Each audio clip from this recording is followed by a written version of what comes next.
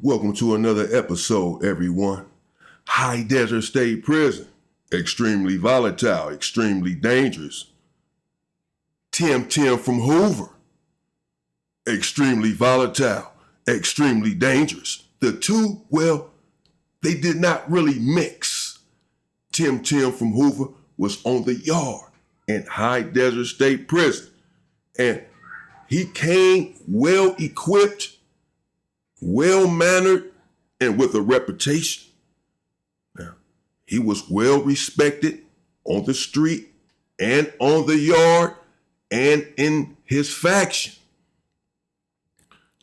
There in prison, I've alluded to this before, oftentimes you have individuals who are higher up who deal with the police, if you will. The shot callers, they are the go-between between the police and whatever the situation may be on the yard as they try to de-escalate situations. And sometimes they'll be in the program office, sometimes they have juice, they can get you moved from this building to that building, but sometimes people will call them snitches behind their backs. Sometimes these individuals are MAC reps. They're known as a MAC rep. They're representing the inmate body. Whatever our grievances are or what have you, they take it to the police, so forth and so on, and try to rectify the situation. Sometimes some of these individuals get a little too cozy and chummy with the police. But now, depending on who you are, you can get away with it. But favoritism is indeed involved. If you're not high on a totem pole and you're dealing with the police in a certain manner, people are going to accuse you of being up to no good. But if you are an OG, a reputable from your turf, and you're dealing with the police in the same manner that the other individual was, you're going to get a pass. In fact, you may not even be approached. Enter Tim, who was indeed dealing with the police to some degree there in High Desert. But it was all on the up and up. Tim, in fact, had gotten me out of a few situations before. Situations where I should have and could have went to the hole, and I did not because of his juice car with the police. So perhaps I have a little bias when it comes to Tim, and I'm just a good soldier and I respect the protocol. And I looked up to him. He never steered me in the wrong direction. But two individuals decided that they were going to try Tim and his authority.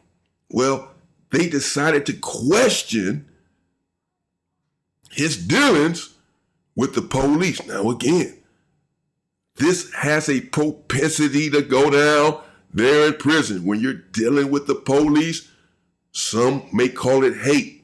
If the police are bringing you in stuff and you're making money, people will still say, man, he dealing with the police too much. Man, he got something else going on. Like, man, no, he bringing them in phones, bro. He bringing them in narcotics.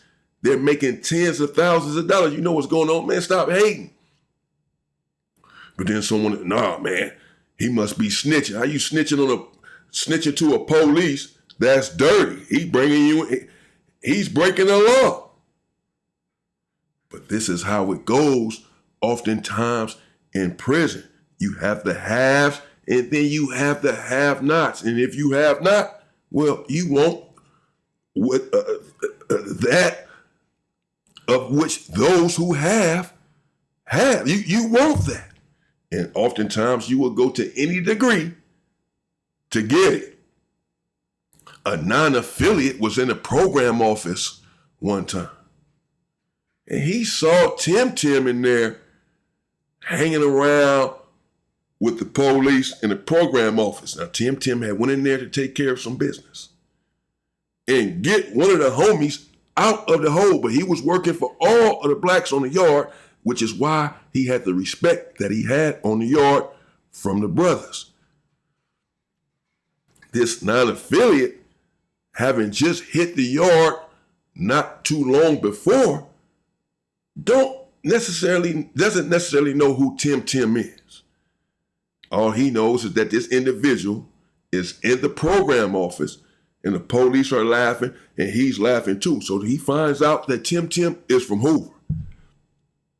And he decides to come to a particular Hoover, let's call him D, that he knew personally from prior dealings. He thought that he was cool enough with D to come to D and say, hey man, I saw your homeboy there in the program office and it wasn't looking good. Whatever his dealings and conversations was that he had with the police seemed a little suspicious. They were all in there frolicking around, laughing and joking. It's almost as if he was one of them. And no one else was in the program office except myself. They happened to have called me in there. I don't know if I was supposed to catch this or not, if I was supposed to have seen what I seen or not. But man, maybe you want to get at your homeboy. And now this dude D, who I always felt like he was a manipulator. Like he had no morals or ethics. I kept my distance from D. When we would group up, come together and eat together, work out together, then of course he would be a part of that function, considering that we were all a part of the same faction. Nevertheless, when these things were not necessary, I kept my distance from him because, well, he had ways of a scoundrel, of a Neanderthal. And I thought it better if I detached myself from him.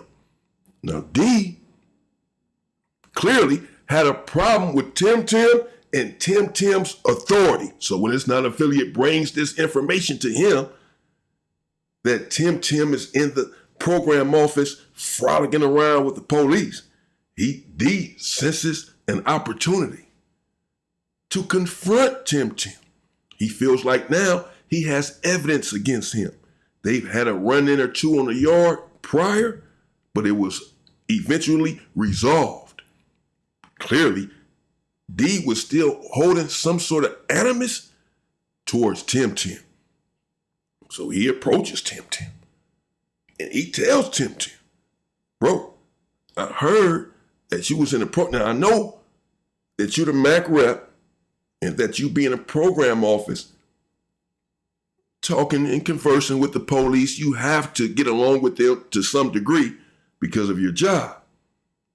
But the way that it was brought to me is that you were in there sitting down in the program office like you were one of the police.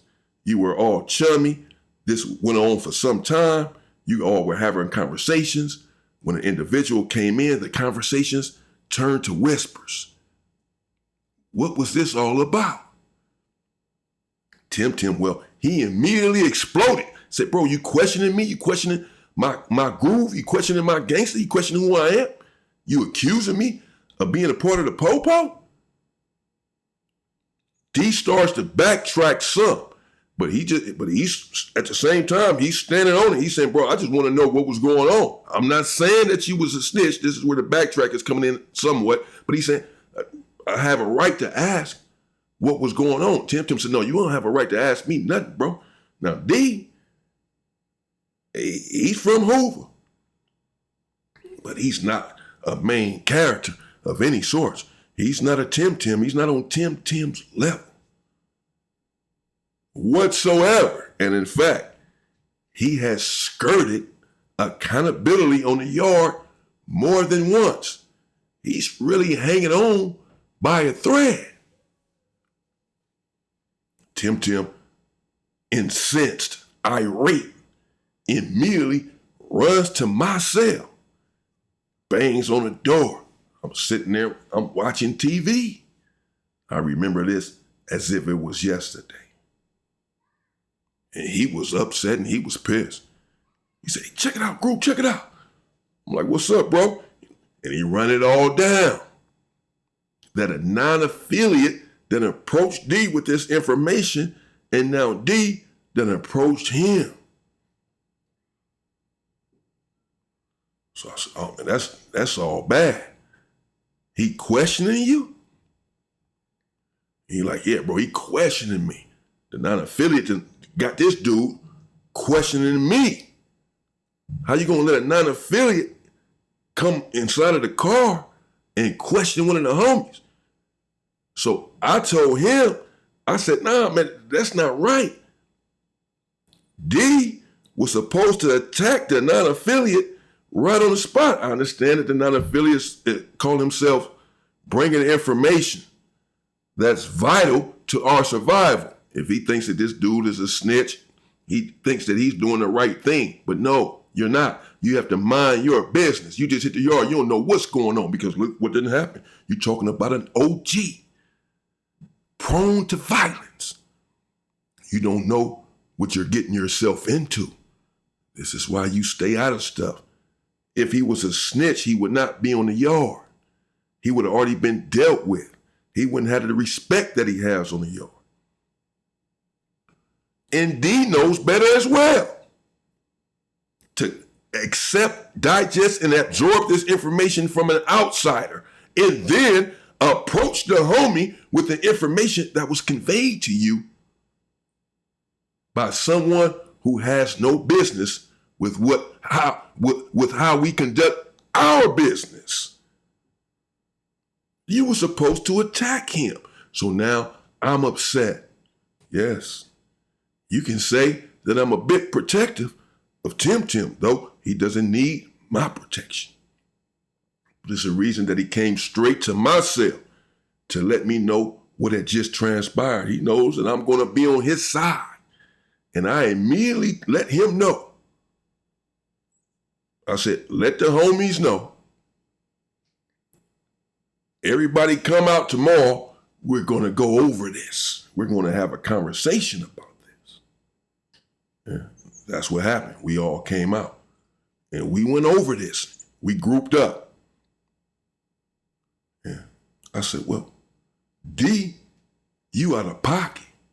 You're wrong for approaching the homie about something that a non-affiliate told you he seen the homie doing. And then when the homie tried to express himself, you carried on.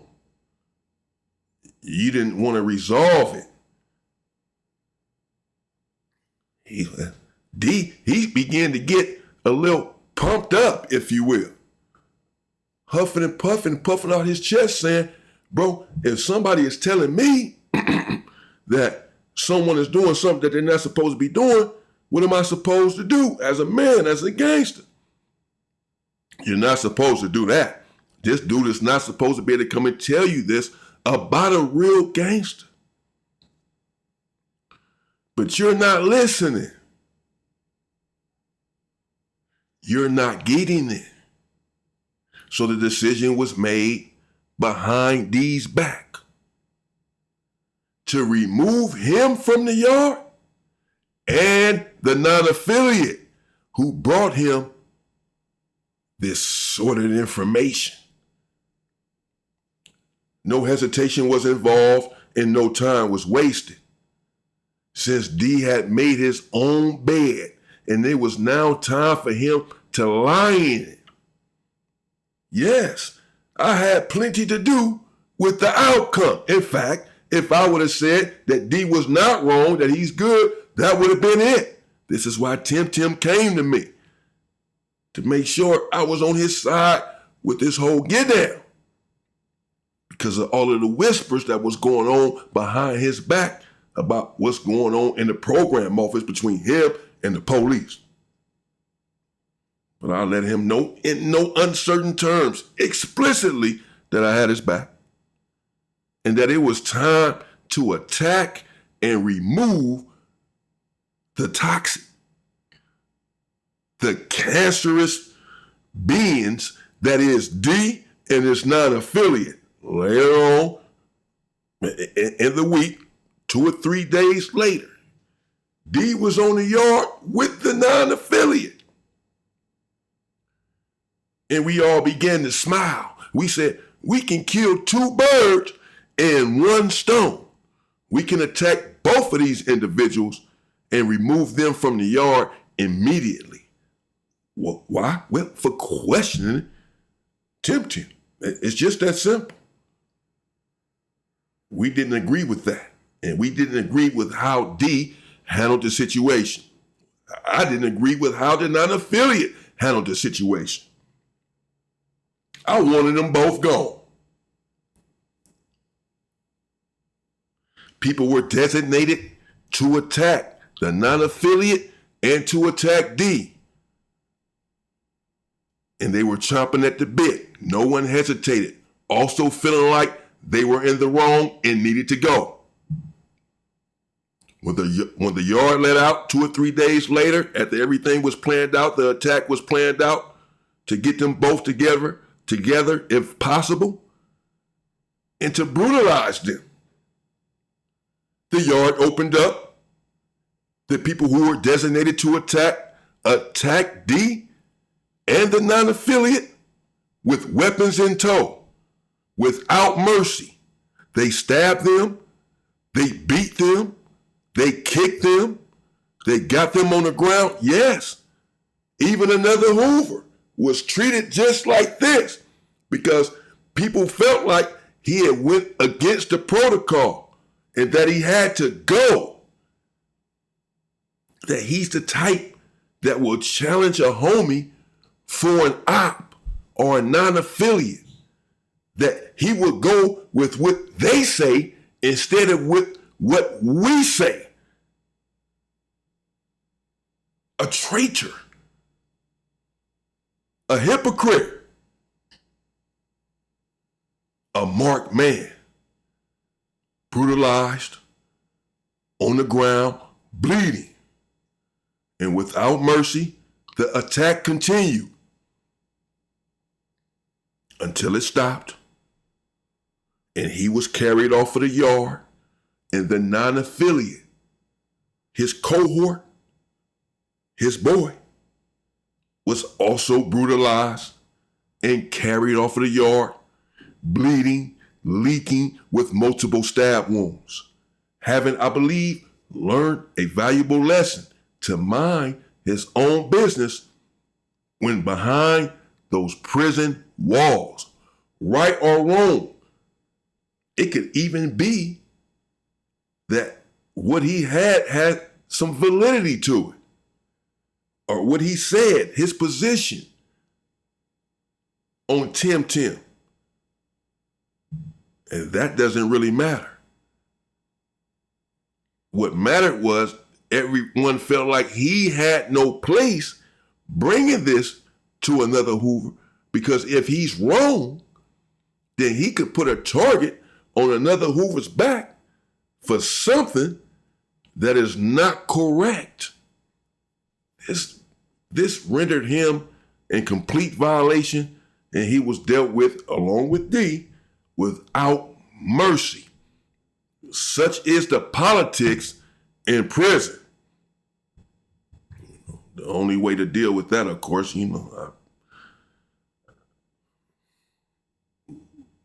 to preserve your life,